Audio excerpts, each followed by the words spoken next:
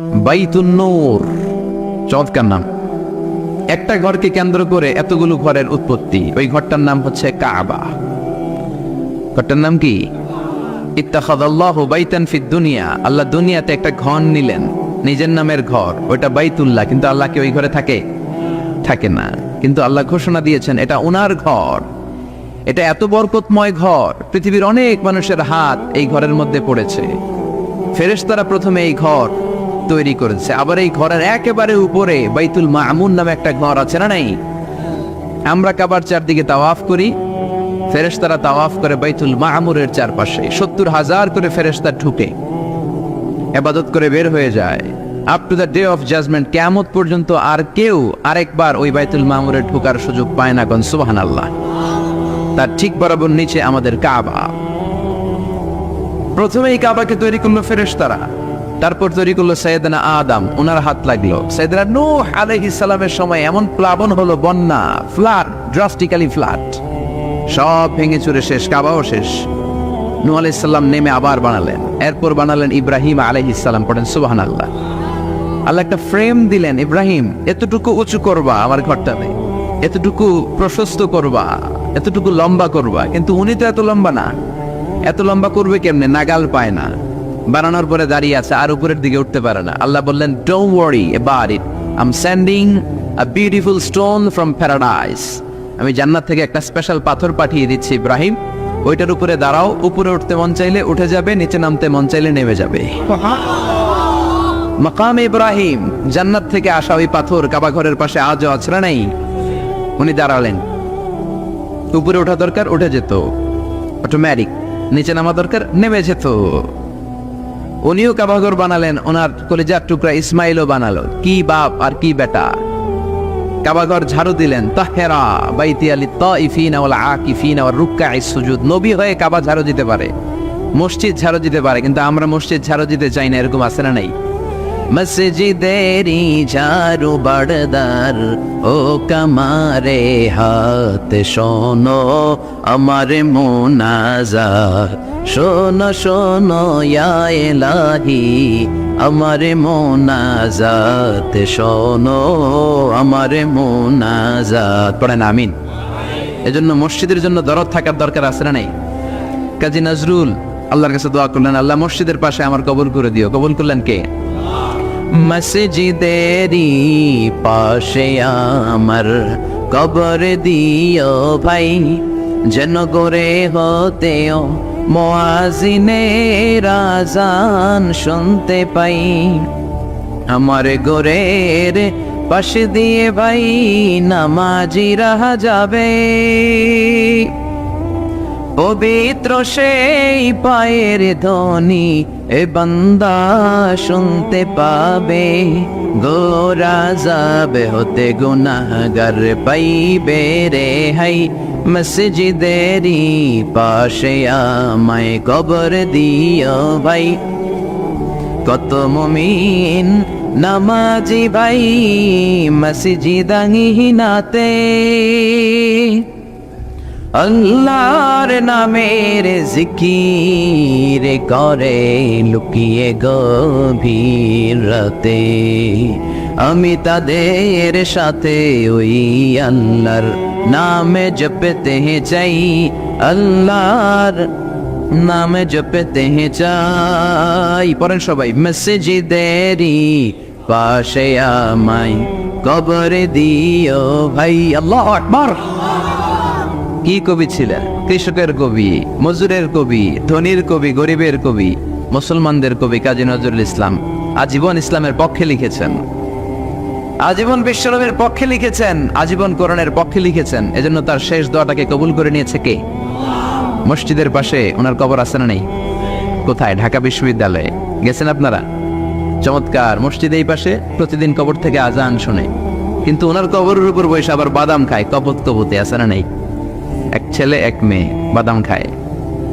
এগুলো থেকে আমাদেরকে বেঁচে থাকতে হবে। এই ক্রাইসিস থেকে আমাদেরকে বের হয়ে আসতে হবে। ইসলামে যে কৃষ্টি, কালচার, তাহজিব, তামাদ্দুন আল্লাহ আমাদেরকে দিয়েছে, এটাতে বরকত বেশি না কম? সাইয়েদনা ইব্রাহিম বানালেন, ইসমাইল বানালেন, বিশ্বনবী নিজেও বানালেন। বিশ্বনবী নিজেও এই কাবাঘরের নির্মাণ কাজ করেছেন। কাবাঘর যখন ভেঙে গেল, মক্কার কুরাইশরা ডিসাইড করলো আমরা কাবা বানাবো, পাথর লাগবে কোত্থেকে, ওই জায়গা থেকে পাথর নিয়ে আসবো। সবাই পাথর আনতে শুরু করলো। কুরাইশ ছেলেরা বললো আমরা বাদ যাবো কেন, আমরাও আনবো। ছোট্ট ছোট্ট বাচ্চারা লুঙ্গি খুলে, লুঙ্গিটার এরকম ভাঁজ করে কাঁধের মধ্যে রেখে এটার উপরে একটা পাথর নিয়ে নিয়ে তারা আনতে লাগলো। সব বাচ্চারা আনে একটা পাথর, কয়টা? আর লুঙ্গি খোলা। লুঙ্গি কি? বিশ্বনবীও ছোট্ট, কিন্তু উনি লুঙ্গি খোলেন না। সুবহানাল্লাহ বলবেন না? উনিও ছোট্ট, ওনার ফ্রেন্ড যারা, ওনার সমবয়সা যারা লুঙ্গি খুইলা এরকম বাস করছে, ল্যাংটা হইয়া পোলাপান গরমের কালে ল্যাংটা হয়ে পুকুরের মধ্যে ডুবাডুবি আছে না নাই? সব জায়গায় একই সিস্টেম। তো লুঙ্গি বাস করে এই জায়গায় রেখে সব বাচ্চারা একটা করে পাথর টান। বিশ্বনবী টানে দুইটা করে, কয়টা করে?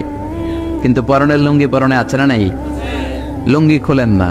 এটা তো সাধারণ মানুষ না, এটা অসাধারণ মানুষ। এটা যেন তেন মানব নয়, এটা মহামানব, ঠিক না?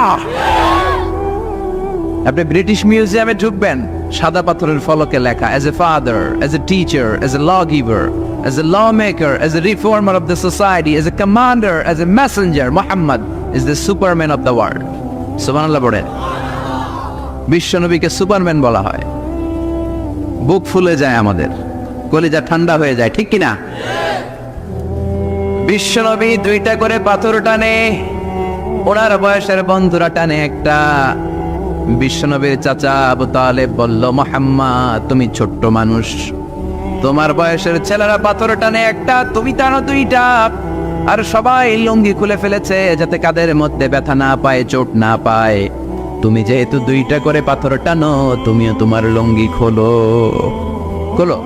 লুঙ্গি খুলে রাখো, ছোট্ট মানুষ, কি হয়েছে, খোলো না একটু। এরকম মুরব্বীরা অনেকে বলে, কি বলে না? বাংলাদেশে এরকম আছে, মুরব্বীরা বলে আরে লুঙ্গি খুলবেটা, সমস্যা নেই, ছোট্ট মানুষ না। এগুলো করবেন না। যত ছোট্ট বাচ্চা হোক, ওর একটা প্রেস্টিজ আছে না নাই? ওর একটা সম্মান আছে না নাই? এখন থেকে যদি এই অসম্মানগুলো শিখান, ইচ্ছা মতো ঘুষ খাবে, ঘুষ খাইয়া কোপায় ফেলবে সব। শরম থাকবে না, লজ্জা থাকবে না, টেবিলের উপর দিয়েও নিবে, নিচ দিয়েও নিবে, এরকম বেয়াদব আছে না নাই? বিশ্বনবী বললেন, চাচা আমি খুলবো না। কি বললেন? চাচা আই ফিল শাই, আমার লজ্জা লাগে, আমি খুলবো না। আবু তালেব ছাড়ার পাত্র না। না রে ভাতিজা, ছোট্ট মানুষ, তুই বুঝোস না, তোর কষ্ট হয়। বিশ্বনবী কয় কষ্ট হয়, তারপরেও খুলবো। এত লাজুক ছিলেন এই লোকটা, কুমারী নারীর চেয়েও বিশ্বনবী বেশি লাজুক ছিলেন। সুবহানাল্লাহ। ও চাচা আমি এমনিই পারি, আমি দুইটা করে পাথর টানবো, সমস্যা নাই, লুঙ্গি খুলবো না। আবু তালেব ছাড়ার পাত্র নয়। আবু তালেব বলে, ভাতিজা তুমি লুঙ্গি খুলো। বিশ্বনবী তো লুঙ্গি খুলে না। এটা তো সাধারণ নবী না, এটা অসাধারণ নবী, ঠিক কিনা? 5 বছর হালিমার বাড়িতে ছিলেন। হালিমা দুধ খাওয়ালো। হালিমা বলল, মুহাম্মদ রে দুধ খাওয়াতে নিলাম, কিন্তু আজীব তামাশা, আমার ডান স্তনের দুধটা খায়, বাম স্তনের দুধ তো খাওয়াতে পারি না। বাম স্তনের দুধটা মুখে ঢোকাতে পারি না। 5টা বছর ছিল, 2 বছর দুধ খাইলো, একদিনের জন্য আমার বাম স্তন টাচ করে নাই। কারণ হালিমার আরো কয়েকটা ছেলে মেয়ে ছিল। উনাইসা নামে এক মেয়ে ছিল, সাইমা নামে আরেক মেয়ে, আব্দুল্লাহ নামে এক ছেলে। এরাও দুধের বাচ্চা ছিল। বিশ্বনবী যদি একাই 2 স্তনের দুধ সাবার করে ফেলেন, তাহলে দুধ ভাই বোনরা খাবে কি? 2 বছর বাচ্চা মুহাম্মদ ইনসাফ প্রতিষ্ঠা করেছেন, কোন ঠিক কিনা? আবার হালিমা বলে, এই ছেলেটারে আমি 5 বছর রাখলাম, এই 5 বছরে কোনোদিন কুরাইশি মুহাম্মদ রে কান্না করতে দেখি নাই। শুধু একটা সময় কান্না করত। এই ছেলেটা ক্ষুধার অভাবে কাঁদে নাই, ব্যথা পেলে কোনোদিন মুহাম্মদ কাঁদে নাই। শুধু লজ্জাস্থানের জায়গা থেকে কাপড়টা একটু সরে গেলে শিশু মুহাম্মদ কেঁদে উঠত। বিশ্বনবী বললেন, চাচা আমি লুঙ্গি খুলবো না, আমি 2টা নিতে পারবো। আবু তালেব বলল, সমস্যা নাই, খোলো। বিশ্বনবী কয় না, খুলবো না। আবু তালেব বিশ্বনবীর লুঙ্গির গোছায় ধরে টান দিলেন। টান দিতে দেরি হয়ে যায়, বিশ্বনবীর বেহুশ হতে দেরি হয় না। বেহুশ হয়ে পড়ে গেলেন, লুঙ্গি আর খোলা হয় নাই। বিশ্বনবীর লজ্জাস্থান পৃথিবীর কেউ দেখে নাই, চিল্লায় পড়েন আল্লাহু আকবার। এজন্য লজ্জাশীলতা শিখাবেন। লজ্জাশীলতা সব নারীদের ভূষণ। দৌলতপুর বাইতুন নূর জামে মসজিদ, এই বাইতুন নূর ধরে ধরে এত কথা চলে আসছে, ঠিক কিনা? বাইতুন নূর এসেছে কাবাঘর থেকে। এই কাবাঘর ইব্রাহিম আলাইহিস সালাম বানালেন। বানানোর শেষ আল্লাহ বলেন, ইব্রাহিম আজান দাও। কি দাও? জোরে বলেন, কি দাও? আজান দেননি আপনারা নাকি খালি মুয়াজ্জিন দেয়? আপনিও দিবেন। আজান দিলে মর্যাদা বাড়ায় কে? আতওয়ালুল আ'নাকি ইয়াওমাল কিয়ামাহ, দুনিয়ার বুকে যারা আযান দিবে কিয়ামতের দিন তাদের গলাগুলো সবার চাইতে জিরাফের মতো উঁচু হয়ে থাকবে। দেখলেই বুঝে যাবে মুয়াজ্জিন ছেলে গেলা সব। আল্লাহু আকবার। কিসের আযান দিব? আল্লাহ আল্লাহ বললেন, ও ইব্রাহিম, ঘর বানালা, ঘরটা জিয়ারত করতে হবে, আযান দাও, তাড়াতাড়ি আযান দাও। আযিন ফিন নাস বিল হজ। ও ইব্রাহিম আযান দাও। সাইয়েদনা ইব্রাহিম বললেন, মানুষ নাই, পাখি নাই, প্রাণী নাই, কেউ নাই, আযান দিলে কে শুনবে? আল্লাহ বললেন, ইব্রাহিম তোমার দায়িত্ব, তুমি আযান দাও, আমি গোটা বিশ্বের সব মানুষের কানে আযান পৌঁছে দেব। আযান দিলেন, আল্লাহ পৌঁছায় দিলেন। আমরা যারা আসি নাই আমরাও শুনেছি মায়ের পেটে এই আযান আমাদের কানেও এসেছিল। যারা পেটেও ছিলাম না, আলামুল আরওয়াহে তাফসীর এসেছে, তাদের কানেও এসেছে। এই আযান শুনে যারা সাড়া দিয়েছে, লাব্বাইক বলেছে, তাদেরই নসিবে আছে কাবা ঘর জিয়ারত করা। জোরে বলেন সুবহানাল্লাহ। এজন্য মসজিদে দাঁড়ের দরকার আছে না নাই? মসজিদে নামাজের জন্য যাওয়ার দরকার আছে না নাই? ওয়াজে অনেক মানুষ হয়, মসজিদে লোক হতে যায় না। কি আজীব তামাশা! বিশ্বনবীর সময়ে ফজরের নামাজ, জুমার নামাজ ছিল একই দৃশ্য। আমাদের দেশে ফজরের সালাত, জুমার আর সালাত এক দৃশ্য না? মাশাআল্লাহ, এক দৃশ্য। ফজরের সময় লোকই নেই, আর জুমার সময় ঠেলাঠেলি আছে না নেই? সারা বছর নামাজে যায় না, জুমার সময় এক ফার্স্ট কাতারের মুসল্লি আছে না নেই? দুইটা এক হইতে হবে। হ্যাঁ, ফজরের সালাতে যে দৃশ্য, জুমার সালাতে একই দৃশ্য। তাইলে কালিমার পতাকা উড়াই দিবে কে? স্লোগান দিয়ে উড়াইতে পারবেন না, মাহফিল আইসা উড়াইতে পারবেন না। মসজিদ মুখী হইতে হবে, মসজিদে যাবেন। এলাকার যুবক ভাইরা, তোমরা মসজিদে যাবা, রাজি আছো তো? রাজি? সত্যি সত্যি বলছো না মিথ্যা মিথ্যা বলছো? যাবা তো? মসজিদগুলো আমাদের আবাদ করতে হবে ইবাদত দিয়ে। মসজিদের টাইলস হয়েছে, এয়ার কন্ডিশন হয়েছে, কার্পেট হয়েছে, মাগার মুসল্লি হয় নাই, ঠিক কিনা? বিশেষ করে ফজরের সালাত মসজিদে যাবা। কে কে যাবা না? হাত তোলো। 1 2 3 4। ওই যে আরেকজন এভাবে তুলে রাখছে, বুঝতে পারে না, উনি আবেগে তুলে ফেলছে। মসজিদে যেতে হবে ফজরের সালাতে, রাজি আছেন তো? আল্লাহ কবুল করুক, পড়েন আমিন। কেউ যেটা পারে না, পারে কে?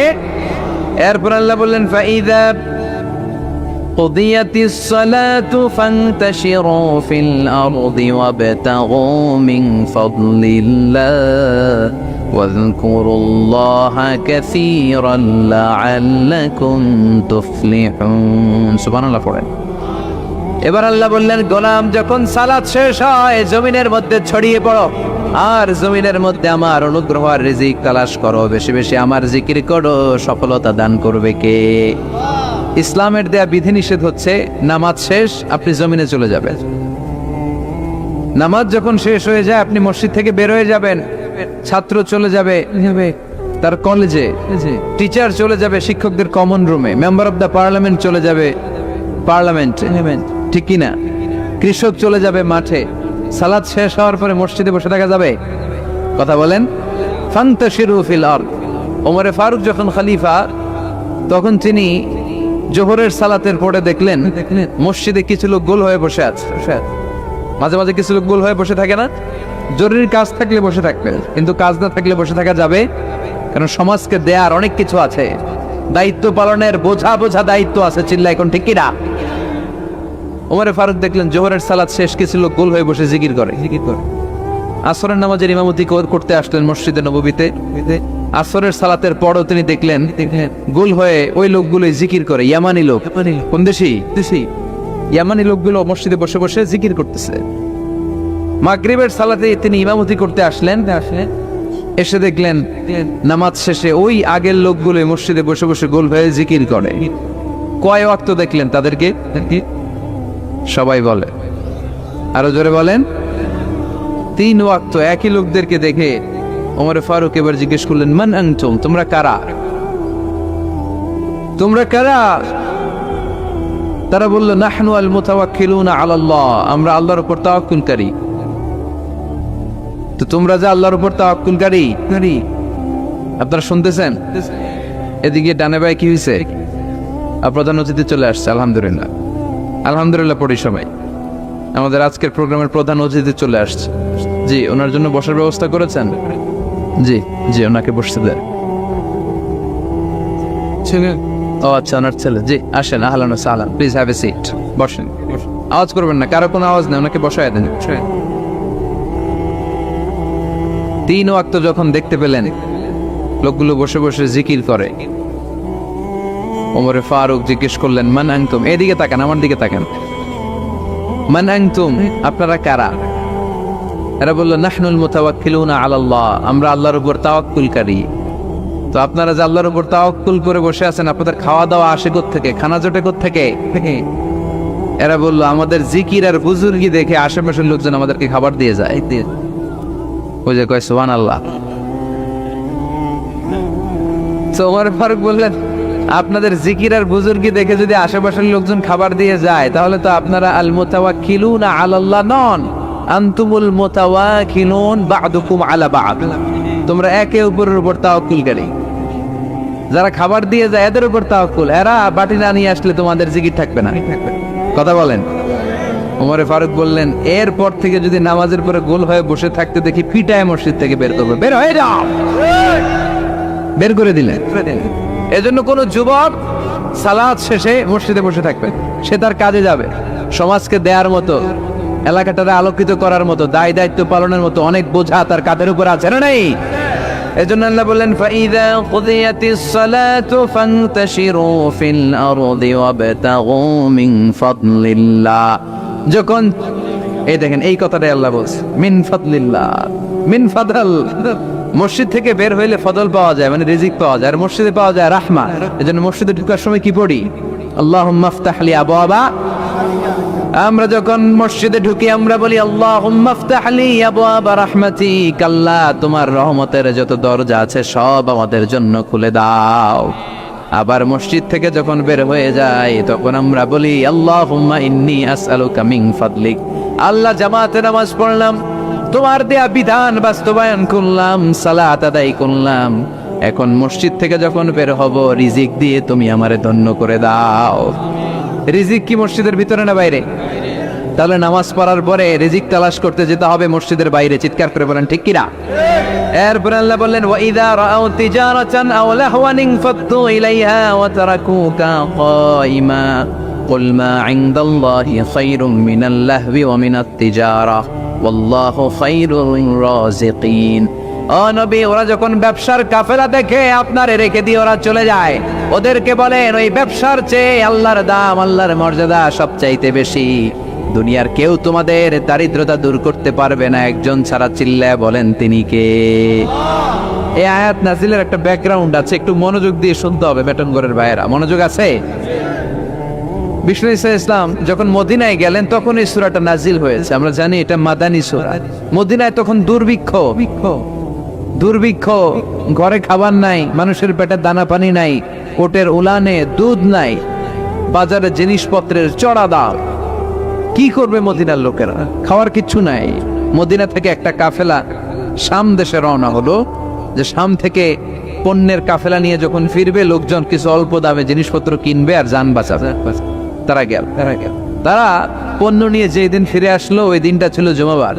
কিবার? বিষ্ণু ইসলাম তখন জুমার খুতবা দিচ্ছিলেন। তখন জুমার খুতবা এখনকার সময়ের মতো নামাজের আগে ছিল না, ঈদের নামাজের মতো নামাজের পরে ছিল। কখন ছিল? নামাজের পরে। জুমার নামাজ শেষ, সাহাবীরা বিশ্বনবীর খুতবা শুনছে মসজিদে নববীতে বসে বসে। In the mean time Kafela Medina শহরের মধ্যে ঢুকে গেল। কাফেলার দায়িত্বশীলরা তবলা বাজাতে শুরু করলো, ঘন্টা বাজাতে শুরু করলো। তখনকার সময়ে কোনো কাফেলা যখন পণ্য নিয়ে, মালামাল নিয়ে কোনো শহরে ঢুকতো, ঢুকেই শহরের মাঝ বরাবর যে তারা তবলা আর ঘন্টা বাজিয়ে দিত, যাতে করে এলাকার লোকেরা বুঝে কাফেলার পণ্য এসেছে, যার যা লাগবে কিনে আনবে। বিশ্বনবী মসজিদে নববীর মিম্বারে দাঁড়িয়ে জুমার খুতবা দিচ্ছেন। সাহাবারা ওই কাফেলার ঘন্টা বাজানোর ধ্বনি শুনতে পেল, তবলা বাজানোর ধামধাম শব্দ শুনতে পেল, আর মনে মনে ভাবলো, হায় হায়, বিশ্বনবীর জুমার খুতবা পুরোটাই শোনার জন্য যদি বসে থাকি, কাফেলার সব মালামাল বিক্রি হয়ে যাবে, সব বিক্রি হয়ে যাবে। আমরা কি কিনবো? এক কাজ করি, নামাজ তো শেষ। কি শেষ? কারণ তখন পর্যন্ত আগে হয়তো জুমার নামাজ, পরে হয়তো খুতবা, ঈদের স্টাইলে। বুঝতে পেরেছেন? তাদের ইস্তেহাদ হলো, নামাজ তো শেষ, খুতবাই না বাকি, চল এক কাম করে সবাই মিলে দেই দৌড়, কাফেলার ওইখানে যাই, যার যা পণ্য কেনার পণ্য কিনি, সবাই যদি কিনে ফেলে আমরা কিনবো কি? এই চিন্তা করতে করতে মসজিদের মধ্যে গুনগুনানি শুরু হলো। একজন, দুইজন, তিনজন, চারজন করতে করতে মসজিদে নববী থেকে সব সাহাবারা আসলেই দিল দৌড়। দৌড়াতে দৌড়াতে সব কাফেলার দিকে যেতে যেতে পুরো মসজিদ খালি। বিশ্বনবী কি করতেছেন? জুমার খুতবা দিচ্ছেন মিম্বারে দাঁড়িয়ে। যেতে যেতে তাফসিরে এসেছে 12 জন সাহাবা ছাড়া বাকি সব দৌড়। অতারাকুকা খাইমা, ও নবী, তারা আপনাকে মিম্বারে দাঁড় করিয়ে রেখে জুমার খুতবা প্রদান করা অবস্থায় দাঁড় করিয়ে রেখে ওরা চলে যায়। এই দৃশ্যটা আরশের উপর থেকে আল্লাহ দেখে বরদাস্ত করতে পারে নাই, তাই ধমক দিয়ে এই সূরা জুমার এই আয়াত নাজিল করে দিয়েছে। পড়েন সুবহানাল্লাহ। বিশ্বনবীকে জুমার খুতবা প্রদান করা অবস্থায় মিম্বারে দাঁড় করিয়ে রেখে যখন সাহাবারা চলে গেল, 12 জন সাহাবা প্রথম কাতারে বসা। আল্লাহ ডেকে বললেন, ওয়াইদা রাও তিজারাতান আও লাহওয়ান ফাতু ইলাইহা, তারা যখন ব্যবসার কাফেলার আওয়াজ শুনে তারা কাফেলার দিকে দৌড় দেয়। ওয়া তারাকুকা খাইমা, আর আপনার মিম্বারের উপর দাঁড় করিয়ে রাখে। কুল নবী, আপনি বলে দেন, মা ইনদাল্লাহি খায়রুম মিনাল লাহওয়ি ওয়া মিনাত তিজারা, ও নবী বলে দেন, ওই কাফেলার মধ্যে যা পাওয়া যাবে মসজিদে বসে খুতবা শুনলে তার চাইতেও বেশি বরকত পাওয়া যাবে। ওদেরকে বলে দেন, আল্লাহর কাছে যা আছে ওইটা ওই কাফেলার পণ্যের চাইতে অনেক গুণ শ্রেষ্ঠ, অনেক গুণ দামি, অনেক বেশি বরকতময়। চিল্লায় বলেন ঠিক কি না? কারণ আল্লাহু খায়রুর রাজিকিন, আল্লাহ হলো আসল রিজিক দাতা। দুনিয়ার বুকে কেউ কাউরে রিজিক দিতে পারে না। রিজিক দেওয়ার মালিক কে? আমাদেরকে খাদ্য দেয় কে? নাকি আমগো খাদ্যমন্ত্রী, প্রধানমন্ত্রী? আমাদেরকে রিজিক দেয় কে? ওয়াতারাকুকা কাইমা, ও নবী, আপনারে মিম্বারের মধ্যে দাঁড় করিয়ে রেখে ওরা চলে যায়, এটা আমি বরদাস্ত করলাম না। আমি তাদেরকে ধমক দিয়ে আয়াত নাজিল করে দিলাম। ওদেরকে জানিয়ে দেন, দুনিয়ার এই ভোগের সামগ্রী আর ব্যবসার পণ্য থেকে আল্লাহর কাছে যা আছে ওইটার দাম ঢের কোটি গুণ বেশি। চিৎকার করে বলেন ঠিক কিনা? ঠিক। এজন্য জুমার খুতবা শোনার দরকার আছে না নাই? বলেন তো, জুমার ফরজ কয় রাকাত আর জোহরের ফরজ? তো একই টাইমের নামাজ, জোহরের সময় 4 রাকাত, জুমার সময় 2 রাকাত করা হইল কেন? কারণ এর আগে খুতবা আছে। সুবহানাল্লাহ পড়েন। কি ইসলাম, কি ব্যালেন্সড, কি ভারসাম্যপূর্ণ। যেহেতু খুতবা আছে, এখানে সময় লাগবে, এজন্য জোহরের 4 রাকাতকে জুমার ভেতরে 2 রাকাত করে দেয়া হয়েছে। কোন আল্লাহু আকবার, মিনিমাইজ করে দেয়া হয়েছে, শর্টকাট করে দেয়া হয়েছে। এজন্য জুমার খুতবা শোনা ওয়াজিব। খুতবা শোনা গুরুত্বপূর্ণ। সবাই শুনবেন তো? বিশ্ব ইসলাম এই মসজিদে নববীর খতিব ছিলেন, 10 বছর এই খতিবগিরি করছেন। সুবহানাল্লাহ। বাড়িতে গিয়া এজন্য খতিব যারা আছেন তারা বিশ্ব নবীর রেখে যাওয়া দায়িত্ব পালন করছে। এখানে মেটাঙ্গরের আজকের এই মাহফিলে খতিব কারা কারা আছে দেখি? জুমার খতিব মাশাআল্লাহ আছে তো অনেকে। ওদিকে আছে, এই পাশে আছে। আল্লাহ তুমি সব খতিবদেরকে কবুল করো, আমিন। এই জুমার খুতবা কন্ডাক্ট করা, এটা কিন্তু আপনাদের কাঁধে অনেক বড় দায়িত্ব। এটাকে বলা হয় weekly assembly of Muslim community. আমাদের সাপ্তাহিক গ্যাদারিং, আমাদের প্রতি সপ্তাহে আমাদের মুসলমানদের জুমার দিনের চেয়ে বড় কোনো কার্নিভাল, কোনো ফেস্টিভ্যাল, কোনো উৎসব, কোনো ইবাদতের প্রোগ্রাম কি আর হয়? সুবহানাল্লাহ কইবেন না? এবং এই প্রোগ্রামটা অন টাইম, এটা আগ পিস করা যায় না, অন টাইমই পড়তে হবে। আবার এই প্রোগ্রাম কখনো বন্ধ হয় না। তাফসীর মাহফিল বন্ধ হয়ে যায়, কথা বলেন। তাফসীর মাহফিল শুনলে 144, জুমার নামাজে 144 হয়েছে কোন জেলায়? কথা বলেন। বাংলাদেশের 64 জেলার কোন জেলায় জুমার নামাজে 144 হয়? তাহলে এটা কত গুরুত্বপূর্ণ অনুষ্ঠান, কত গুরুত্বপূর্ণ প্রোগ্রাম খতিব ভাইয়েরা। এজন্য খুব কনস্ট্রাকটিভ ওয়েতে, গঠনমূলক ভাবে নিজেদেরকে প্রিপেয়ার করতে হবে। আপনি কি বলবেন? খতিবের দায়িত্ব হচ্ছে ওই 7 দিনে, গত 7 দিনে সমাজে কি কি অসঙ্গতি ঘটেছে, ইনকনসিস্টেন্সি, এগুলো কোরআন সুন্নাহর আলোকে শ্রোতাদের কাছে তুলে ধরা। কি কি সমস্যা, ক্রাইসিস যাচ্ছে মুসলমানদের, আমার এলাকায়, আমার সমাজে কি কি সমস্যার ক্রাইসিস তৈরি হয়েছে, কোরআন সুন্নাহর আলোকে এগুলোর সলিউশন দিয়ে আসা। বিশ্বনবী এটাই করতেন। এজন্য জুমার প্ল্যাটফর্মটা অনেক গুরুত্বপূর্ণ। আমাদেরকে তাফসীর মাহফিল ধরে রাখতে হয়। কি করতে হয়? আমাদেরকে বলে, হুজুর আপনার কিন্তু কাঁপাইতে হবে, আবার বলে আপনার জমাইতে হবে, আবার বলে আপনার ধরে রাখতে হবে। কি করতে হবে? কিন্তু জুমার নামাজ আলহামদুলিল্লাহ ধরে ধরে রাখা লাগে না, কারণ খুতবার পরে নামাজ আছে না নাই, বসেই থাকে। এই জুমার খুতবাটা এত গুরুত্বপূর্ণ, এই কারণে জুমার নামাজে আওয়ামী লীগ আসে না? আওয়ামী লীগরা মনে যায় না জুমাতে, আসে। বিএনপি আসে, আসে না? তারপরে জাতীয় পার্টি আসে, তারপরে জামাত ইসলাম আসে, তাবলীগের ভাইরা আসে, পীর সাহেবের মুরিদরা আসে। হ্যাঁ, যত দল মত বাংলাদেশে হতে পারে সব দল মতের লোকেরা জুমার দিনে মসজিদের ভেতরে হাজির আছে না নেই? এজন্য এটা অনেক গুরুত্বপূর্ণ। বিশ্বনবী নিজে মসজিদে নববীতে কাউকে এই দায়িত্বটা দেয় নাই, নিজে মিম্বারে দাঁড়িয়ে দাঁড়িয়ে 10টি বছর খুতবা প্রদান করেছেন। সুবহানাল্লাহ পড়েন। বিশ্বনবী মসজিদে নববীর মিম্বারে দাঁড়িয়ে খুতবা দিচ্ছেন। হঠাৎ বিশ্বনবীর কলিজার টুকরা, বিশ্বনবীর সুগন্ধি হাসান আর হুসাইন রাদিয়াল্লাহু তাআলা আনহুমা ঘর থেকে বের হয়ে সাহাবাদের কাতারের সামনে দিয়ে দৌড়াদৌড়ি শুরু করে দিয়েছে। আমরা অনেক সময় বাচ্চাদেরকে দৌড়াদৌড়ি করতে দেখলে রেগে যাই। ম্যাটং ঘরে আলহামদুলিল্লাহ এই ঝামেলা নাই। আপনাদের এই সমস্যা, এগুলো করবেন না। বাচ্চাদেরকে মসজিদে আসতে দিবেন, ওরা একটু লাফালাফি দুষ্টামি চিল্লাচিল্লি করবে, আর ওরা চিল্লাচিল্লি করলেই ভাল লাগে, ঠিক কিনা? বাচ্চা লাফ না দিয়ে 80 বছরের বুড়া যদি লাফ দেয় ভাল লাগবে দেখতে? তো ওরাই তো লাফ দেবে, লাফালাফি করবে, চিৎকার চেঁচামেচি করবে। বাচ্চাদেরকে মসজিদে নিয়ে আসবেন। তুরস্কের অনেক মসজিদের মধ্যে ফেস্টুন দিয়ে লেখা থাকে, সালাত চলা অবস্থায় পেছনে যদি বাচ্চাদের কিচিমিচির চিৎকার আর চেঁচামেচির আওয়াজ শুনতে না পাও, তাহলে ভবিষ্যৎ প্রজন্ম নিয়ে তোমাদেরকে ভয়ে থাকতে হবে। পিছনে যদি জামাত চলাকালীন কোনো চিৎকার চেঁচামেচি আওয়াজ নাই, তার মানে বুঝতে হবে নেক্সট জেনারেশন এগুলো নামাজি হচ্ছে না। আর তারাবি চলাকালীন অবস্থায় পিছনে যদি চিৎকার চেঁচামেচি হই হল্লোড় থাকে, তাহলে বোঝা যাবে আমার ছেলে মেয়ে, আমার নাতিপুতি সবগুলো নামাজি হচ্ছে। কথা বলেন? জন্য বাচ্চারা চিৎকার চেঁচামেচি করলে খবরদার মসজিদ থেকে তাড়িয়ে দিবেন, ওদেরকে ডেকে আনেন। যেতে যেতেই ওরা বুঝবে এটা ইবাদতগাহ, এখানে চিৎকার দেওয়া যায় না, এখানে দুষ্টুমি করা যায় না, এখানে আল্লাহর নাম জপতে হয়, এখানে সিজদায় পড়ে কাঁদতে হয়, ঠিক কি না? বিশ্বনবী মসজিদে নববীর মিম্বারে দাঁড়িয়ে জুমার খুতবা দিচ্ছেন। বিশ্বনবীর কলিজার টুকরা হাসান হুসাইন দুইজন মিলে কাতারের মাঝখানে দৌড়াদৌড়ি করছে। সাহাবাদের কারো গাড়ির মধ্যে ধাক্কা দেয়, কারো টুপি ধরে টান দেয়, কারো পাগড়ি ধরে টান মারে। বিশ্বনবী মিম্বারের উপর দাঁড়িয়ে দাঁড়িয়ে দেখে। বিশ্বনবী খুতবা দিতে দিতে এই দৃশ্য দেখে খুতবা থামিয়ে দিলেন। খুতবা ওই জায়গায় স্টপ করে নিজে মিম্বার থেকে নামলেন, নেমে দুই নাতিরে ধরলেন, দুই হাতে ধরে মিম্বারের উপরে নিয়ে আসলেন। এনে হাসানকে ডান হাতে, হোসাইনকে বা হাতে রেখে দুইজনকে এইভাবে হ্যান্ডকাফ পরাইয়া বাকি খুতবা কমপ্লিট করেছেন। পড়েন সুবহানাল্লাহ। এজন্য বাচ্চাদেরকে মসজিদ থেকে তাড়াই দিবেন কোনোদিন। আবার বিশ্বনবী একবার জুমার খুতবা দিচ্ছেন। বিশ্বনবী দেখলেন এক সাহাবী খুতবা চলাকালীন মসজিদের মধ্যে ঢুকেই মসজিদে বসে পড়েছে। বিশ্বনবী ডাকলেন, বললেন দাঁড়াও। সাহাবী দাঁড়ালেন। বিশ্বনবী বললেন 2 রাকাত পড়েছো নাকি? সাহাবী বললেন না, পড়ি নাই। বিশ্বনবী বললেন ওয়ারকা রাকাতাইন, তাড়াতাড়ি করে 2 রাকাত পড়ো, তারপরে বসে যাও। এটা হচ্ছে দুখুলুল মসজিদ। মসজিদে ঢুকলেই 2 রাকাত পড়তে হয়। এটা কি খুতবা চলে না কি চলে এটা দেখার বিষয় না, আপনি পড়বেন। এটা হচ্ছে সবচেয়ে স্ট্রং মত। হ্যাঁ, হানাফি স্কুল অফ থটে আরেকটা মতকে প্রমোট করা হয়, সেটা হচ্ছে আপনি ঢুকেই পড়বেন, কিন্তু খুতবা চলাকালীন পড়বেন না, কারণ খুতবা ওয়াজিব।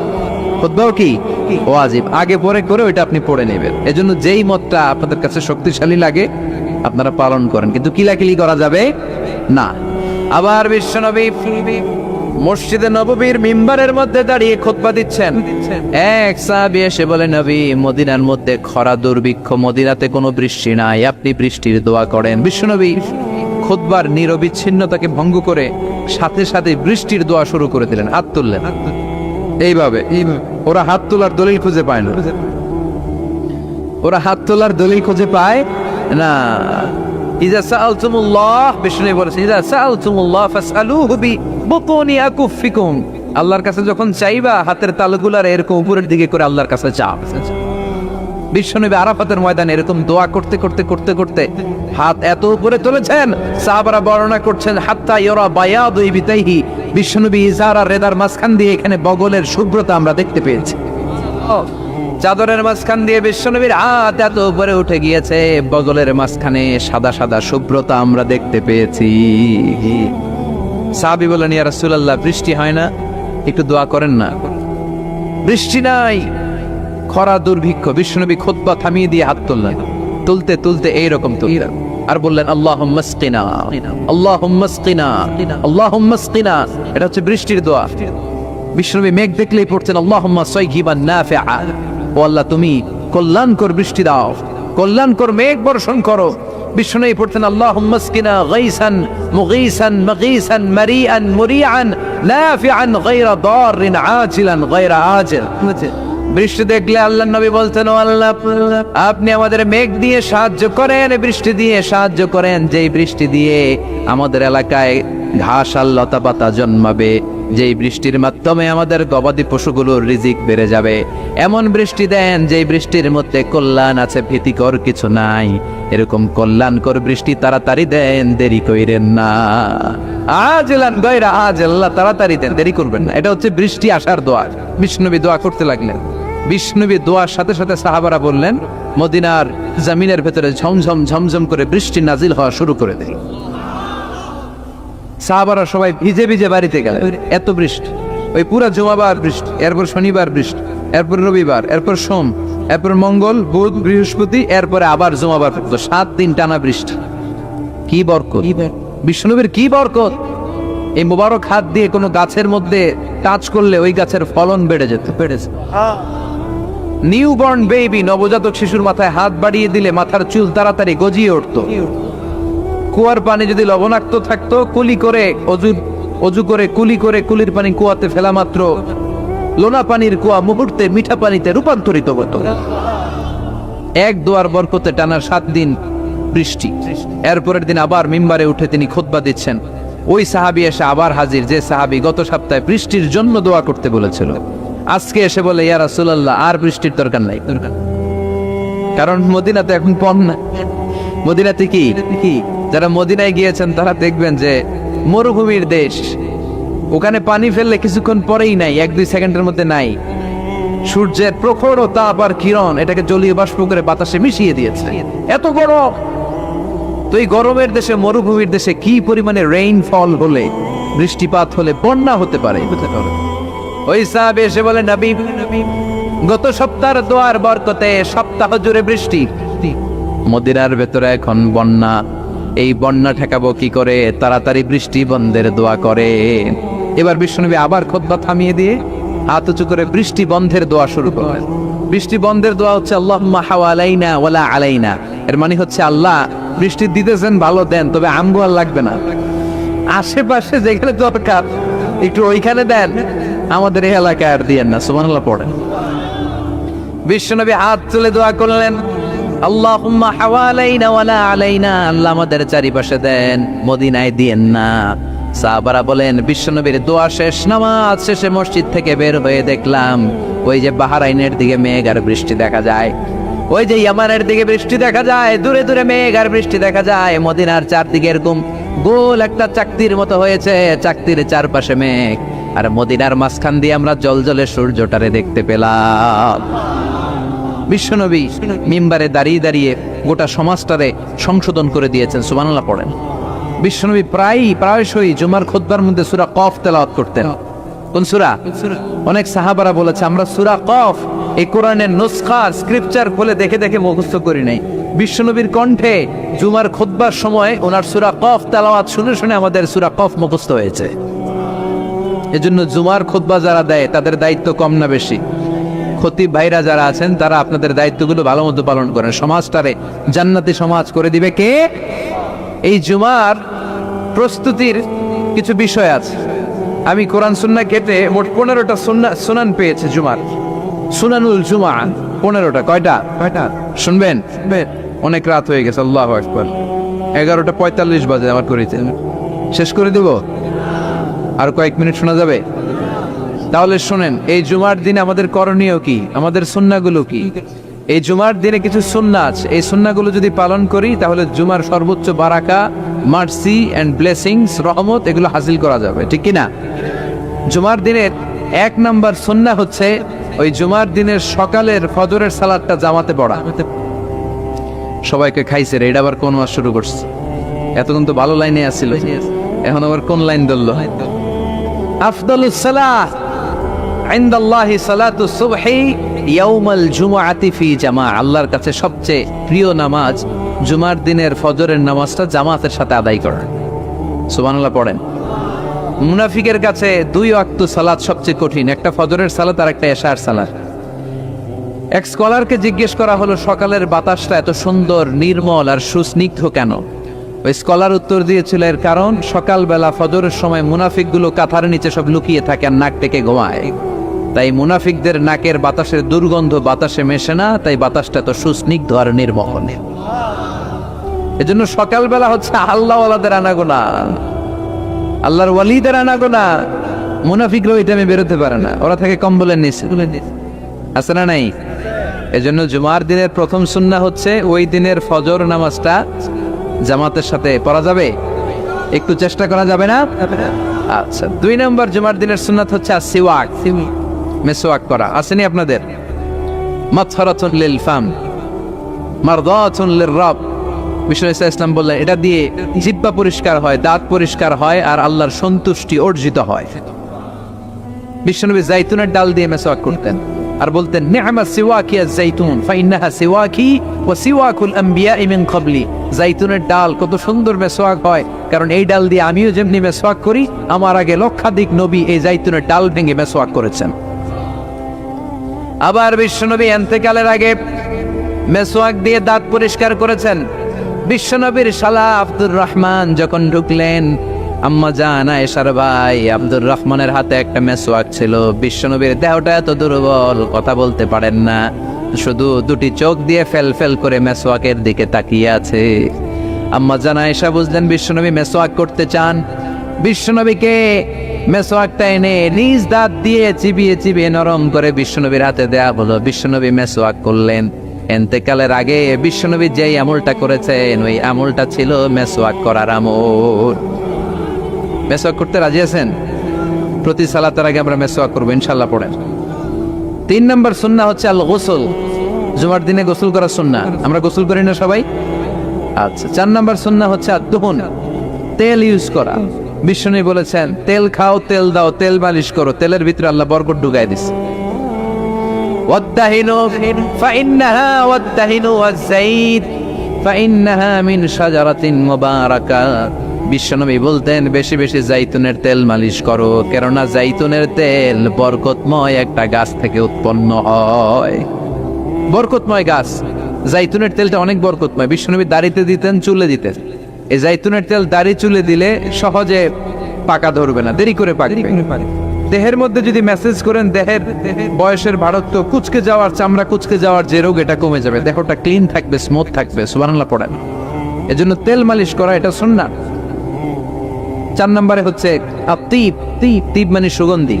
তিব মানে কি? পারফিউম। বিষ্ণু ইসা ইসলামের কাছে কিছু জিনিস হাদিয়া হিসেবে পেশ করা হলে তিনি ফিরিয়ে দিতেন না।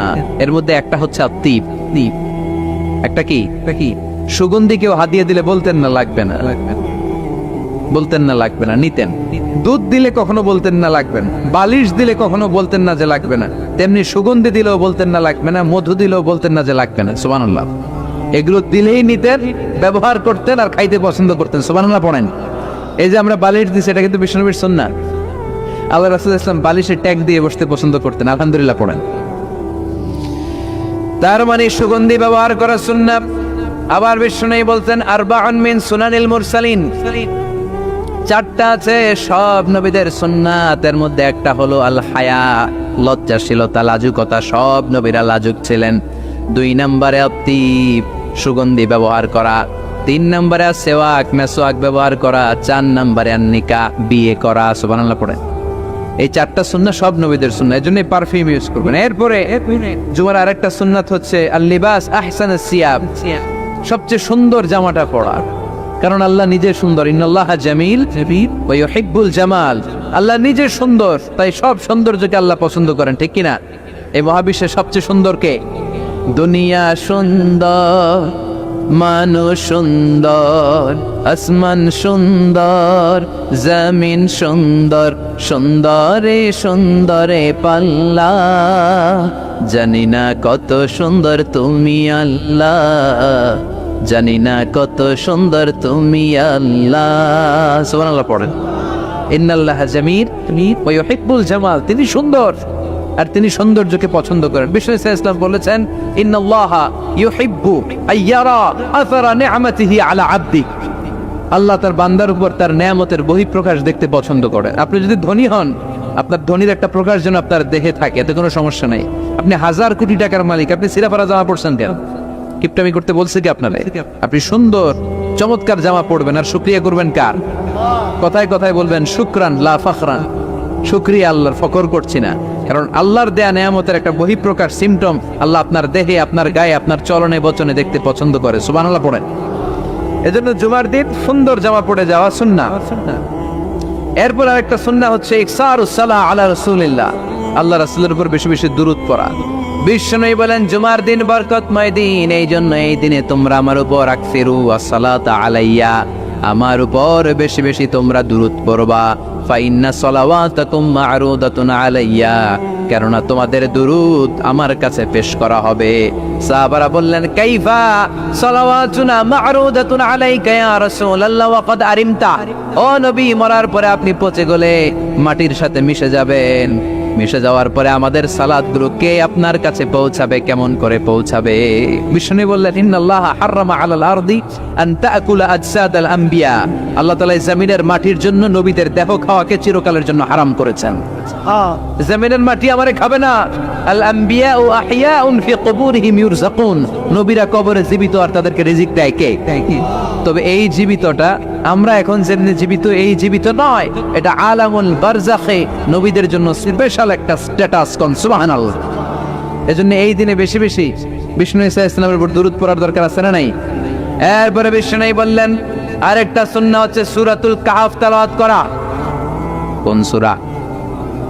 একেবারে কোরআনের মাঝখানে, জানেন এটা একেবারে 15 পারায়। এমনকি এই সূরা কাহফের মাঝখানে একটা শব্দ আছে ওয়ালিয়াতালাত্তাফ, দেখবেন কোরআনের সব শব্দ বাক্য এক মানে ফন্টে লেখা, এই ওয়ালিয়াতালাত্তাফ এটা আলাদা ফন্টে মোটা করে লেখা, কারণ এটা হচ্ছে মিডল অফ দ্য কোরআন, কোরআনের একেবারে মাঝখানে। এটার আগে যত শব্দ তারপরে তত শব্দ, এটার আগে যত অক্ষর তারপরে তত অক্ষর। সুবহানাল্লাহ পড়েন। ওয়ালিয়াতালাত্তাফ আছে না নাই? এই সূরাটা যদি কেউ পড়ে অনেকগুলো ফজিলত। 1 নম্বর ফজিলত ইয়াকুনু লাহু নূর ইয়াউমাল কিয়ামা, এই সূরাটা কিয়ামতের দিন তার জন্য একটা আলোকবর্তিকা হবে, আর এই আলো দিয়ে সে ফুলসিরাত পার হয়ে যাবে। আবার বিষ্ণু বললেন সূরা কাহফের প্রথম 10 আয়াত যে ব্যক্তি জুমার দিন তেলাওয়াত করবে, উসিমা মিন ফিতনাতিদ দাজ্জাল, তারে দাজ্জালের ফিতনা থেকে বাঁচিয়ে দিবে কে? আবার এই সূরাটা যে জুমার দিন তেলাওয়াত করবে 2 জুমার মাঝখানটারে আলোকিত করে দিবে কে?